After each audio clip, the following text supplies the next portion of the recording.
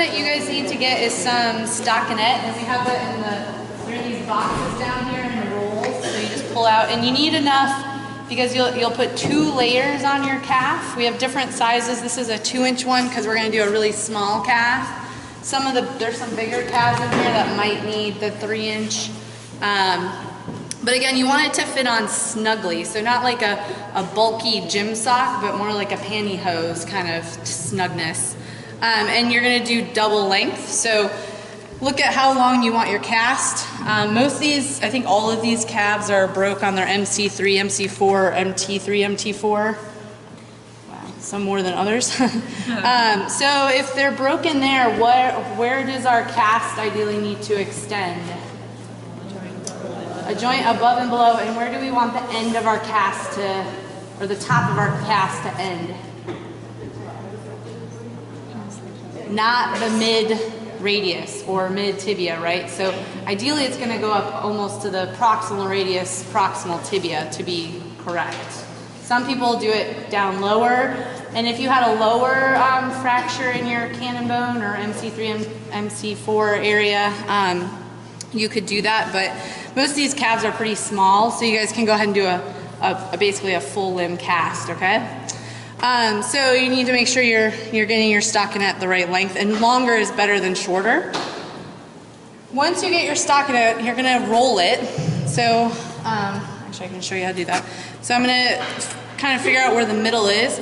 I'm gonna roll one, kind of like as if you're gonna roll anything, so kind of rolling out. So I roll that halfway. And then on the other one, I'm gonna roll it in, and you'll see why in a second. It's a little harder to roll it in. Do it so Randy can see. Okay, so I will do that, and so it'll end up looking like this little donut-y situation. I'm gonna make sure that the leg is clean. If this was a real calf, some of these guys have almost open fractures, which would not be ideal. You might want to consider a splint rather than a cast if they have an open fracture. So once you have that on, you're going to roll the one that's kind of rolled out, up the leg first.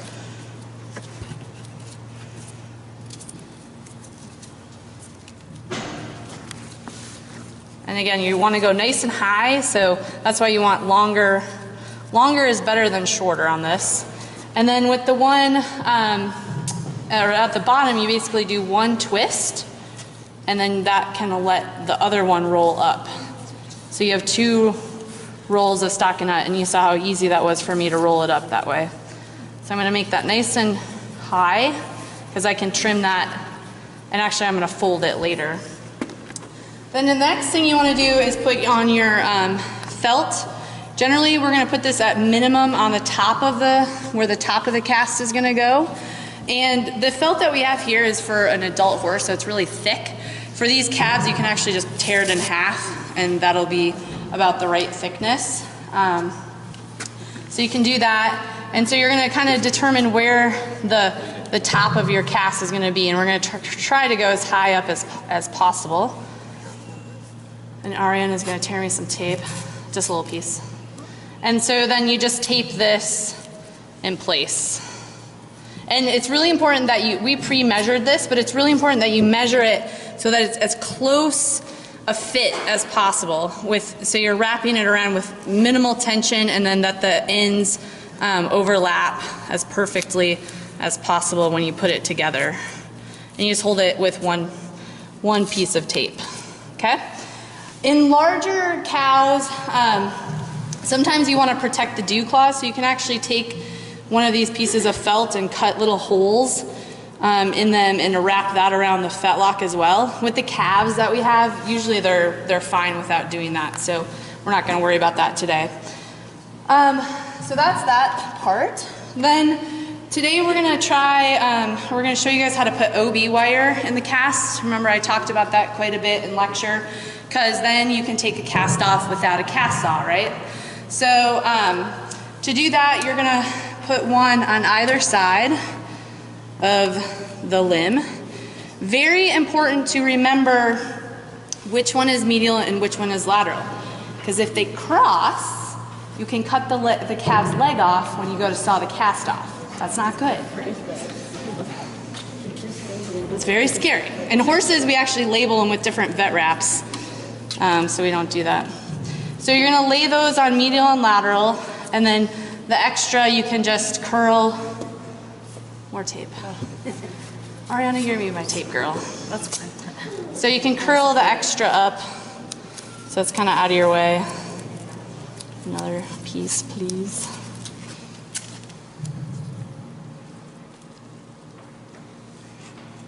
And because you want it nice and long, so you'll have to kind of measure. The OB wire is on the cart as well. You all have the IV tubing at your tables. That actually came from your surgeries. So you should keep your IV tubing. That's the moral of the story there. That one might be, that's probably good. And then one kind of big piece. So then I generally tape this so that it stays in place while I'm putting the cast on. The worst thing is you forget to do this. You plan to do this and you forget to do it. And you can't go back once you put your cast on, so. Okay, so then one thing I didn't show you guys how to do that you could add on top of this, but like Dr. Robertson said, we want to avoid putting too much padding under a cast, but we do have cast padding at your stations that you could potentially you would put that on before you would do your OB wire. But you can practice if you want, but for the most part for these calves, we just want this situation. So then you have fiberglass, the fiberglass cast pad or cast tape or casting material at your table. We have different widths. 2 inches are gonna be for like this size calf. That's gonna be what you wanna start with. Probably most of them, you're gonna wanna start with 2 inches. And the reason is that you can get a better, a smoother lay over any bony prominences, especially if you're gonna do a back leg, which some of you guys will. And then you can go up to a thicker one at the next one. So you'll need to get a bucket of warm water. And the reason we use warm water for this is it activates the casting material. If you don't do that, it takes a long time to set up. And in large animals, we don't want to wait for it to set up. We want it to like start doing its job, right? So you're gonna put it in there, and then you let it soak in some water, squeeze it out. And then now this is gonna be my assistant. So it's good, like in their video, that you have someone holding the leg straight, and in order to keep that fracture reduced. And you want to look at it as you're putting it on and make sure that whoever's holding it isn't cocking it at a weird angle. So then I'm going to start at the top. I always start my cast at the top, and it's really important that you make sure that you cover your cast padding but not go over it. And then as you wrap it, super critical that you make very even swipes and keep kind of smoothing it. You don't want to put tension on it, but you want to keep it nice and kind of snug. So I'm kind of watching. I would not do it over vet wrap, no. Casting over vet wrap is a bad idea because your cast saw does not like it. Down a little bit. So I'm correcting Alyssa because she's kind of lifting up, and that's making my leg not straight. And then as we come down, then I'll take it back from her. Okay, I can get it. So we are going to include our toes. For an MC3, or cannon bone fracture, you wouldn't necessarily need to point the toes. For a phalangeal fracture, you would need to point the toes, just like in a horse. So I'm gonna make sure, and then when I get to my toe, in order to include it, I'm just gonna do a little figure 8 action, or try to. And I can do that, keep it nice and smooth, And you need to do this fairly rapidly, like the casting material will start to set up on you if you dilly-dally. And again, I want to make sure that my calf's leg is very straight. Your cast is pointless if you put it on and the leg is not, or the fracture is not reduced. So depending on time, we do have our radiograph machine here, so we can take radiographs of your guys' fractures in the cast and see if you did a good job aligning them or reducing them. The other thing, if you notice, I'm never squeezing on the cast. I can cause pressure sores on the cast just by squeezing it and causing unequal pressure. So you always want to handle a cast with flat hands and very gently. And then I'm going to do a 3-inch on top of that to add more thickness. For a calf this size, probably 2 layers or two rolls is probably enough. For a bigger calf, you might want to do more. And then, so this is where I'm going to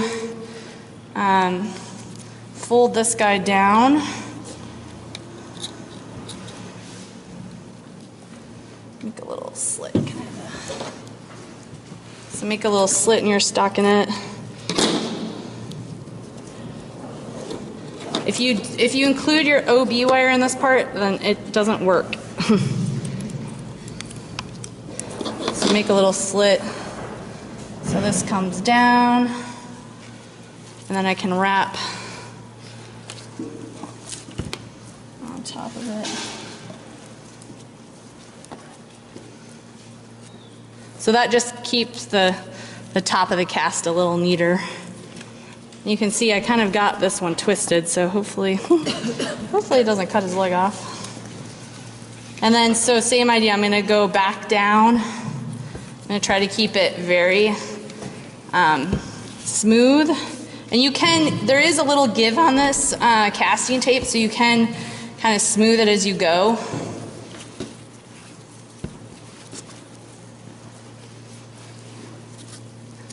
And then once on the second layer, you can actually pull a little bit snugger as well.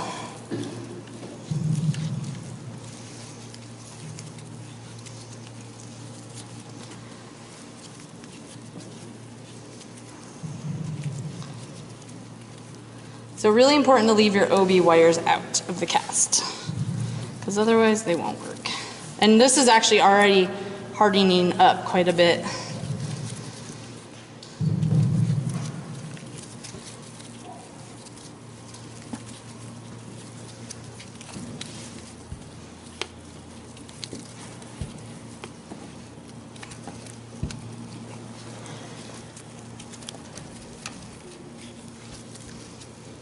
Now, if this was a bigger calf, and even probably just any calf, I would put also some Technivit on the bottom to let the cast wear longer. Technivit is polymethyl methacrylate. I know I talked about it in my lectures, but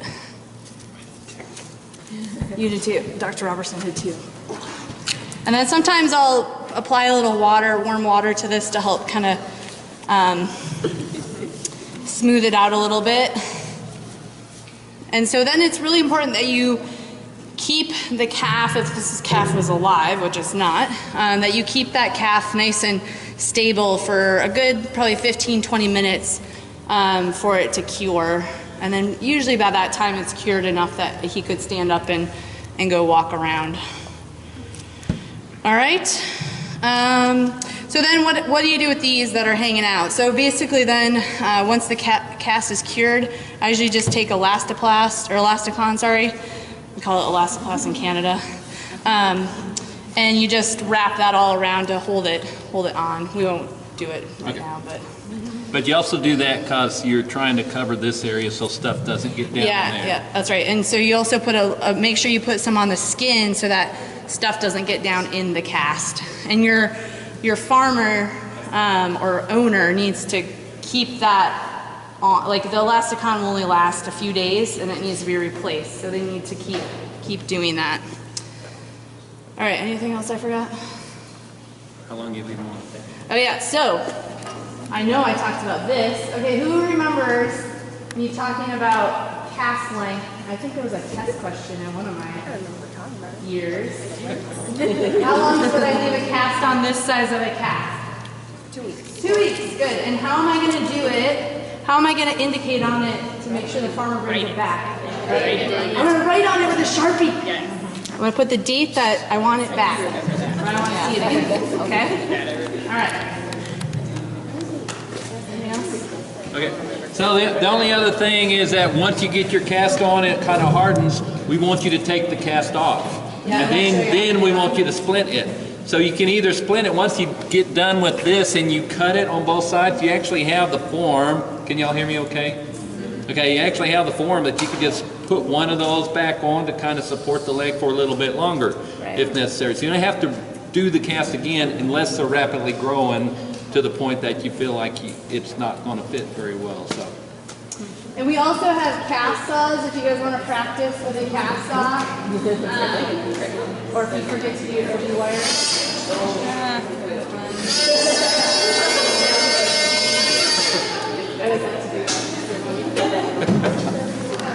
All right. Oh, and then also, wait, before you guys go, you can also practice putting these splints on. So same principle as what you guys did last week or 2 weeks ago with the horses. So there's bandaging material and stuff to do that. So do that as well.